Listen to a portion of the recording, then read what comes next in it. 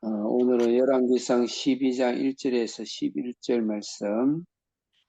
항상 성경을 묵상할 때 본문 말씀에 충실하시고, 그러면서도 항상 참고할 것은 한 장 전체를 생각하는 마음을 항상 가지시고, 또 앞장에서는 무슨 말씀을 하셨는가, 또 뒷장에서는 무슨 말씀을 하실 것인가를 연계해서 항상 생각하는 습관을 꼭 가지시기를 바랍니다. 하나님께서는 한 절 한 절 한 단어 한 단어의 말씀 주신 것도 맞지만 더 근본적으로는 성경 열왕기상 전체를 통해서 우리에게 하고자 하는 말씀이 1차 목적이기 때문에 우리 성경 읽는 한 것을 되고, 또 성경을 가르치는 목사도 그걸 하고 가르치는 이 말씀드립니다. 11장 앞에서는 솔로몬이 그 1000명의 첩과 여자를 그는 정치적이고 그 당시에 하나의 사업으로서 지어서 정치적인 일로서 이렇게 좋게 생각을 해볼 수도 있습니다. 꼭 좋은 것이지만은 중요한 것은 그게 걸맞는 우상을 숭배하게 되는 말년에 살아가더라. 마음 빼앗겨버린 것이죠.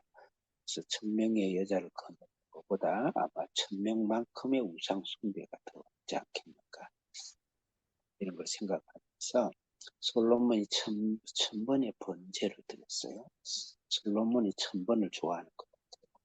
이 말은 교리적으로 1000번의 예배 의식과 1000번의 우상 숭배를 두 개의 1000번의 싸움들이 우리 속에 있지 않겠는가, 그렇게 성경을 그냥 의미 없이 쓰지 않았을 것이니까. 그래서 우리 안에서도 솔로몬같이 1000번의 예배를 드리자 하나님의 성령의 소유과 또 우상을 섬기고, 그거를 전제로 하고 솔로몬의 그 1000명의 후궁과 함께 그 우상이 들어왔다. 이 우상이 들어오면서 세상적인 문화와 세상적인 관습과 세상적인 가치관과 세상적인 경제관과 통칭이 다 들어왔다고 봐야 됩니다. 그걸 타락함으로써 하나님께서 하닷이라는 사람과 그 다음에 그 르손이라는 사람을 통해서 반역을 일으켜서 북쪽은 하닷, 북쪽은 르손, 남쪽은 하닷에게 넘기게 되고, 국내 안에서 여로보암을 통해서 남북으로 갈라버리는 그런 이제 하나님의 심판을 주시죠. 그 중에서 오늘 이제 1절부터 5절까지는 여로보암이 있는데, 여로보암이 솔로몬의 아들이고 여로보암은 솔로몬 왕의 신하입니다. 이름이 비슷한 것 같아도 다릅니다. 피가 다릅니다. 여로보암은 왕의 신하의 아들이었고 여로보암은 바로 솔로몬의 후계자였습니다. 1절부터 5절을 한 달라고 하고 1절 읽겠습니다. 시작. 르호보암이 세겜으로 갔으니 이는 온 이스라엘이 저로 왕을 삼고자 하여 세겜에 이르렀음이더라. 이제 솔로몬이 후계자를 세우는데 온 이스라엘이 후계자로 르호보암을 왕으로 삼기로 합의를 했어요. 세겜에 이르더라고 했습니다. 이 세겜은 어떤 의미가 있냐면 예루살렘에서 모여야 되는데 왕국이 예루살렘인데 세겜은 여호수아가 가나안을 들어가기 전에 흩어진 백성들의 마음을 다시 한데 모으기 위해서 세겜에서 가나안 직전에 모았습니다. 모으고 여호수아가 다 하나를 만들어서 마음을 일치시켜서 가나안을 진군하게 된 상징적인 의미가 있죠. 그런 의미에서 아마 나라가 좀 어수선했겠죠. 백성들의 마음이 좀 많이 어수선했겠죠. 그래서 르호보암이 세겜에서 온 이스라엘을 모았고 그들이 왕으로 추대하기로 했습니다. 2절 읽겠습니다. 시작. 느바스의 아들 여로보암이 전에 솔로몬 왕의 얼굴을 피하여 애굽으로 도망하여 있었더니 이제 그 소문을 듣고 오히려 애굽에 있는 중에. 여기서 이제 느바스의 아들 여로보암이 나오죠. 이거는 솔로몬의 아들이 아니고 왕의 신하인데 굉장히 똑똑한 친구예요. 11장에 보면 여로보암에 대해서 상세히 잘 설명하고 있습니다. 11장 40절에 보면 솔로몬이 그걸 알았어요. 그래가지고 이 여로보암을 죽이려고 그랬어요. 가서 정치적 망명으로 애굽에 피하 갔어요. 이게 굉장히 재밌는데 하닷도 솔로몬을 피해가지고 다시 말해서 피해서 어, 애굽으로 갔습니다. 다윗과 솔로몬을 피해서 애굽에서 성장해가지고 와서 반란을 일으키는 거예요. 이 애굽은 전통적으로 육체의 소용, 인간의 죄와 죽음의 사망과 세상을 상징하는 것이다. 이렇게 생각하면 되는데 이 여로보암도 애굽으로 피난했다가 다시 돌아온 것이죠. 그의 소문을 듣고 여전히 애굽에 있었네요. 3절 읽겠습니다. 시작. 우리가 보내어 저를 불렀더라. 여로보암과 이스라엘 온 회중이 와서 르호보암에게 고하여 가로되 예, 그래서 무리가 사람을 보내서 이제 초청을 한 것이죠. 길이 관양 해서 여로보암이 이스라엘 회중 앞에서 여로보암에게 이제 말을 합니다. 같이 이제 르호보암 왕에게 이제 가서 간청을 하는 거죠. 근데 보기는 그럴듯하게 보이는데 어쩌면 르호보암의 계획이고 르호보암의 작전일 수가 있겠죠. 네, 그래서 어쨌든 르호보암이 굉장히 똑똑한 사람이에요. 사절이 그렇지만은 애굽의 똑똑함이죠. 애굽의 똑똑함. 내 속에 육체의 소유군요. 인간적으로 보면 굉장히 똑똑하고 합리적이고 현명하고 또 지혜도 있고 능력도 있습니다. 네, 하나님 반역하는 것을 보면 굉장히 가장된 천사의 모습, 흰옷을 입고 있다는 것이죠. 4절 읽겠습니다. 시작. 왕의 부친이 우리의 멍에를 무겁게 하였으나 왕은 이제 왕의 부친이 우리에게 시킨 고역과 매운 무거운 멍에를 가볍게 하소서. 그리하시면 우리가 왕을 섬기겠나이다.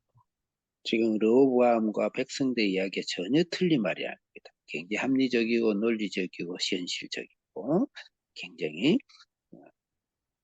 틀린 말이에요. 옳은 말씀이죠. 왕의 아버지가 우리의 멍에를 무겁게 했다. 왕은 이제 왕의 아버지와 고역과 무거운 멍에를 가볍게 해라. 그러면 우리가 왕을 섬기겠다. 5절 읽겠습니다. 시작. 르호보암이 대답하되 갔다가 3일 후에 다시 내게로 오라 하며 백성이 가니라. 네, 여기서 이제 멍에라는 것이 솔로몬이 많은 왕궁을 지었어요. 왕궁을 짓고 성전을 지었습니다. 그것이 결국은 멍에가 됐어요. 여기서는 두 가지 의미가 있습니다. 솔로몬이 너무 하나님이 성전을 짓는데 착취 수준으로 종교적인 행위로 11조 해라.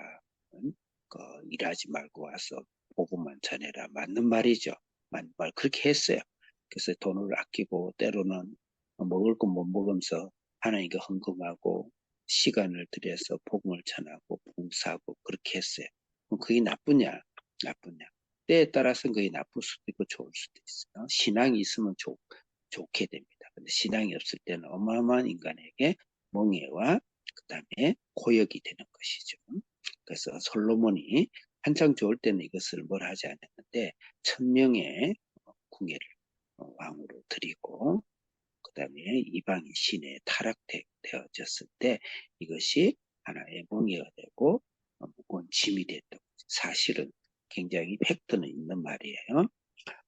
우리가 예수님이 오시고 나서 사도 바울의 복음 전다고 전 유럽이 복음화 되고 난 후에 천난 하나님 복을 주셨는데 그것을 통해서 하나님 왕국이 세워지고 온 세상이 복음을 전해졌을 때 공산주의가 태동합니다.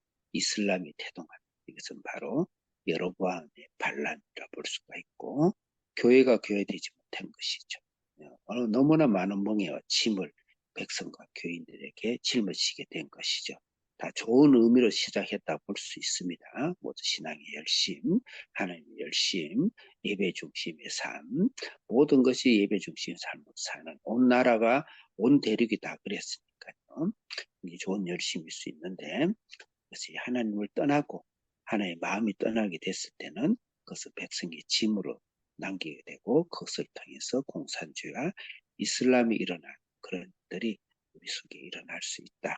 그렇게 우리는 말씀을 적용했으면 좋겠습니다. 이제 6절부터 7절에는 그 다음에 8절부터 11절은 이 여로보암이 두 가지의 대응을 하게 됩니다. 첫째는 장로를 불러서 조언을 듣게 됩니다. 6절 읽겠습니다. 시작.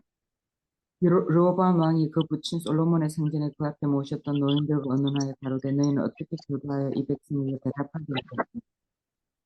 잠깐 이렇게 크게 하니까 시간이 예. 시간. 네? 시간 지났나요? 7시 1분. 예. 7시 2분이에요. 네. 제가 설명을 하겠습니다. 6절부터 7절은 왕이 장로들을 불렀습니다. 장로를 불렀을 때 백성을 섬기는 자가 되라 이렇게 이야기했습니다. 옳은 말씀입니다. 장로들의 지적은 굉장히 옳은 말씀. 백성을 섬기는 자가 되라. 여기서 섬김의 반대는 지혜라고 생각합니다. 3장에 그 지혜를 이야기하면서 두 창기의 자녀가 그 아들이 바뀌어서 한 억울한 창기가 아들을 죽임을 받고 빼앗겼는데 솔로몬 왕에 갔더니 또 반석을 쪼개라. 그러면서 그 창기의 마음을 아들을 향한 창기의 마음을 전해주고 것이 지혜라는 본질을 이야기했다고 그랬죠. 그와 같이 백성을 자기 아들처럼 생각하고 사랑과 하나님의 사랑과 긍휼로 생각하면서 백성을 섬겨야 되는데 솔로몬이 말년에 정신이 좀 심하게 이상해져가지고 백성을 종으로 섬기고 다시 지혜의 왕으로 돌아가라. 그런 권면일 수 있습니다. 그 다음에 8절부터 11절은 소년들의 이게 싫은 것이죠. 그래서 버리고 8절에 자문을 버리고 자기와 함께 자라. 이 말은 그러니까 40대인데 무슨 어린이에요. 이게 다 40대인데 자기 입맛에 맞는 거죠. 진영 논리죠. 시대 정신이죠. 노인을 평화하죠. 뭐 노인이라서 노인을 폄하하는 것이 아니고 그렇게 하면서 멍에를 더 무겁게 하겠다. 세금을 더 많이 거두겠다. 그러면서 잘못된 정책을 하게 되죠. 여기서 우리에게 중요한 교훈은 첫째는 로보암이 하나님께 엎드려야 됩니다. 사람의 지혜와 사람의 방식을 보겠다. 성경 어디에도 보세요. 히스기야도 하나님께 엎드리죠. 하나님께 엎드려야 된다. 두 번째는 원래 지혜를 주셨다. 백성을 국민에게 했고 장기의 엄마가 잃어버린 어린 아들을 향한 그 애처롭고 자비와 국률의 마음으로 세상을 섬기고 영혼을 사랑하는 그런 사람이 되어야 된다. 이렇게 합니다. 기도하겠습니다. 살아계시는 지 예수님이 수고하고 원친 자들아 다 내게로 와라. 내가 너희를 구원한다. 하나님만 우리가 예수님이 우리를 사랑해서 특기까지 순종할 우리를 사랑을 불렀던 그런 우리 무거운 짐과 우리 모든 것도 고역을 내려놓는 그런 마음으로 예수님 찾아가고 있습니다. 마음과 숨기며 이 땅에 숨는 영혼을 이런 사랑하는 마음으로 숨는 사람을 찾아 나서는 저희들 진정한 하나님의 왕이 될 수 있도록 해 주옵소서. 예수님의 이름으로 기도드립니다. 아멘.